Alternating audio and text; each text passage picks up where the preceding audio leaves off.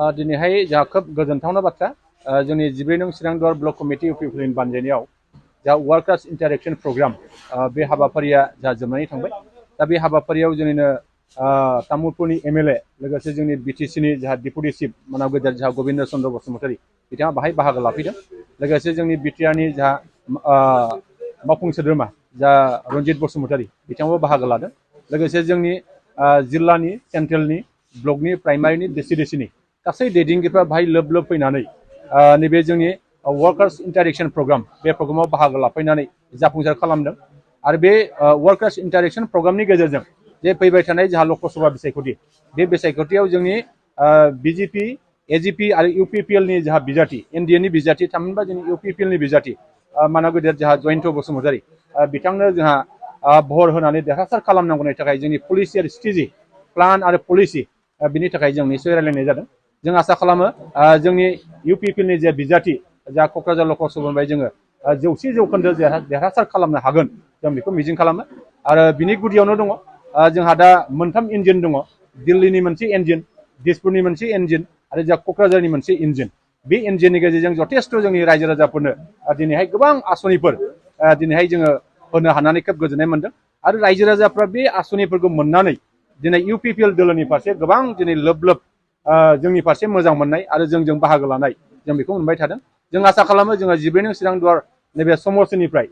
खमसे खम जोङो गोबां माखासे भट हरनानै जोंनि इउपिपिएलनि बिजाथि मानाव गेदेर जोंहा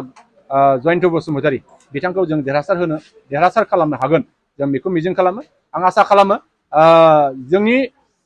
बेरेखा दोलोनि दैदेनगिरिफ्राबो निश्चय जोंनि इउपिपिएलनि बिजाथि जोंहा जयन्त बसुमतारी बिथांनो भट होगोन आरो बिथांमोननि गोबां मावथिफ्रा जोंजों दिनैहाय जगाजग खालामगासिनो दङ बिथांमोना निश्चय जोंनाव बाहागो लानानै जोंनि बिजाथिखौ देरहासार खालामनायाव बिथांमोना निश्चय जोंजों हेफाजाब खालामगोन आं बेखौ मिजिं खालामो आरो जों दिनैहाय नुदों जा बिपिएफनिफ्राय जोंहा खाम्फा बरगयारी बिथांखौ जों होनाय नुदों नाथाय जों दिनैहाय स्पष्ट बुंनो लुबैयो जे खाम्फा बरगयारिया मोनसे समाव मा होनो डिपुटि चिफ जादोंमोन आरो जोंहा इएम जादोंमोन बिथाङा बे इएम जानाय समाव डिपुटि चिफ जानाय समाव जोंनि समाजनि थाखाय बिथाङा मोनबो खामानि मावनो हायाखै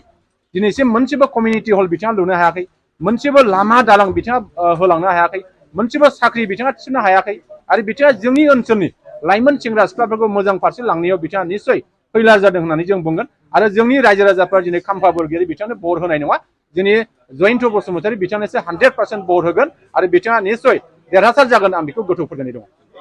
साख्रि नागिरग्रा सुबुंफोरनि थाखाय गोजोनथाव खौरां गिबि खेबनि थाखाय आरबि मेथमेटिक्स सेन्टारा बाक्सानि सदर मसलपुराव गासै कम्पिटिटिभ एग्जामनि थाखाय गोदानै कचिं सेन्टार बेखेवनो थांगासिनो दं जायफोर सुबुंफ्रा गोजान जायगायाव थांनानै कम्पिटिटिभ एग्जामनि थाखाय कचिं लानो हायाखैमोन बिथांमोना बे बारनिफ्राय बे कचिंनि खाबुखौ आरबि मेथमेटिक्स सेन्टारनि जोहै मसलपुराव मोननो हासिगोन बे कचिं सेन्टाराव बिथांमोना direct recruitment 3rd and 4th grade railway SSC army GD Agniveer bank police आरो टेट आनजादफोराव जिरायनो हानाय बायदि रोंगौथि गोनां फोरोंगिरिजों फोरोंथाय होनाय जागोन बे कचिं सेन्टारनि सोमोन्दै आबुङै मिथिनो थाखाय 9101450597 6900584714 आरो